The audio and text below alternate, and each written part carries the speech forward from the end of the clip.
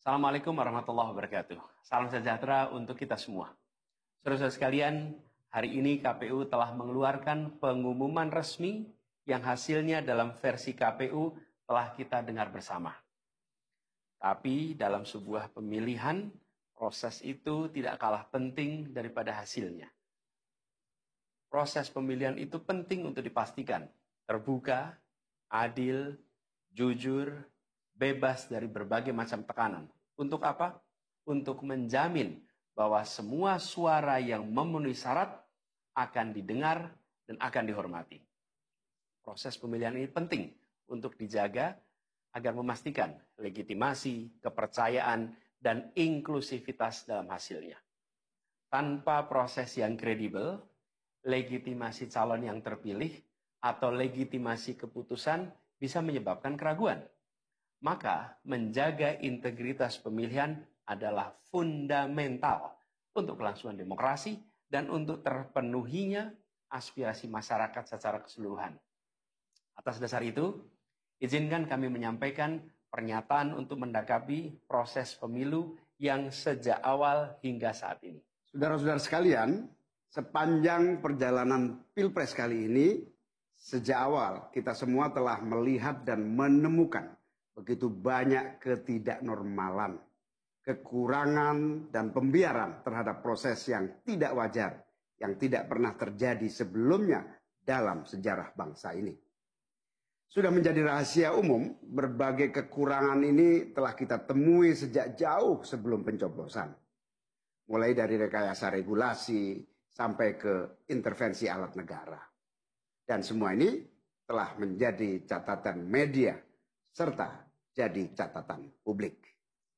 Mas Anies dan saya maju pencalonan sebagai capres dan cawapres ini untuk membawa misi perubahan, menghadirkan keadilan dan kemakmuran bagi semua, menegakkan kembali demokrasi dan menunaikan janji-janji reformasi. Dan berdasarkan catatan dari KPU tadi, ada puluhan juta orang yang menitipkan suara kepada kami berdua. Maka demi memperjuangkan suara mereka yang percaya pada perubahan dan tetap teguh hingga akhir, kami memutuskan meminta tim hukum Timnas Amin untuk maju ke Mahkamah Konstitusi dan menyampaikan kepada majelis hakim serta publik luas tentang berbagai kekurangan dan penyimpangan yang telah terjadi selama proses Pilpres kali ini. Terlalu banyak temuan-temuan tentang proses demokrasi yang tidak berintegritas ini yang telah dikumpulkan oleh tim hukum Timnas Amin. Semua ini nanti akan disampaikan oleh tim hukum kepada Mahkamah Konstitusi. Kami mempercayakan sepenuhnya proses ini kepada tim hukum yang dipimpin oleh Saudara Ari Yusuf Amir. Dan tentu dikawal dan didukung sepenuhnya oleh tim Amin di bawah kepemimpinan Kapten Muhammad Saugi.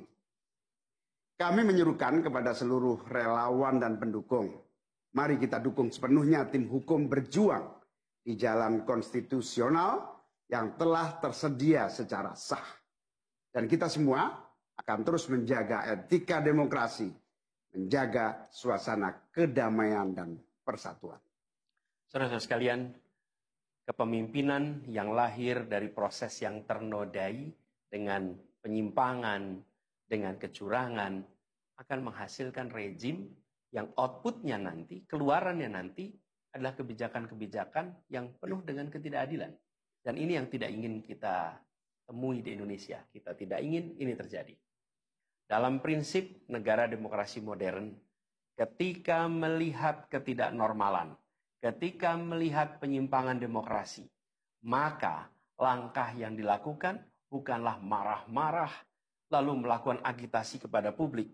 Tapi langkah yang dilakukan adalah mengumpulkan semua sinyalemen, semua bukti-bukti untuk kemudian nanti dibawa ke depan hakim, ke depan Mahkamah Konstitusi. Ini ciri pribadi, ciri organisasi, dan ciri negara yang modern, yang matang, yang beradab. Karena itu sejak awal kami katakan, kami tidak akan gegabah Walaupun kami merasakan sejak masa kampanye sampai pemilihan terlalu banyak ketidaknormalan, penyimpangan yang kami alami. Tapi kami memilih untuk mengumpulkan itu semua secara hati-hati, melakukan validasi, memastikan akurat. Kenapa? Karena kita ingin negeri ini, negara tercinta kita ini terus maju makin matang dalam berdemokrasi, makin matang dalam bernegara. Dan ini kita kerjakan dengan keseriusan. Kita tidak ingin proses demokrasi yang terjadi membuat kita mundur mendekati masa pra-reformasi. Karena itulah kita menjaga semua proses ini secara baik, secara tertib. Walaupun itu semua kita lakukan, akan ada saja yang berusaha merendahkan usaha konstitusional ini. Ada saja yang nanti akan mendegradasi usaha konstitusional ini. Seakan ini adalah sikap penyangkalan dan tidak mau menerima kekalahan. Izinkan kami tegaskan di sini. Kami tidak ingin membiarkan penyimpangan atas demokrasi itu berlalu tak ditantang. Kami tidak ingin penyimpangan itu berlalu tanpa catatan. Kami tidak ingin ini menjadi presiden yang buruk bagi generasi-generasi yang akan datang. Biarlah cukup berhenti sampai di sini. Jangan ada pembiaran. Bila penyimpangan, pelanggaran dibiarkan, dia menjadi kebiasaan. Bila kebiasaan dibiarkan, dia menjadi budaya. Kita tidak ingin budaya demokrasi kita penuh dengan ketidaknormalan. Kita ingin mengembalikan demokrasi kita menjadi demokrasi yang penuh dengan kewarasan. Demokrasi yang mengedepankan adab. Ini yang harus kita kerjakan. Karena itulah kenapa kita memilih jalur ini. Karena kita ingin agar pengalaman ini nantinya tidak menular. Tidak menular kemana? Ke pemilihan-pemilihan berikutnya.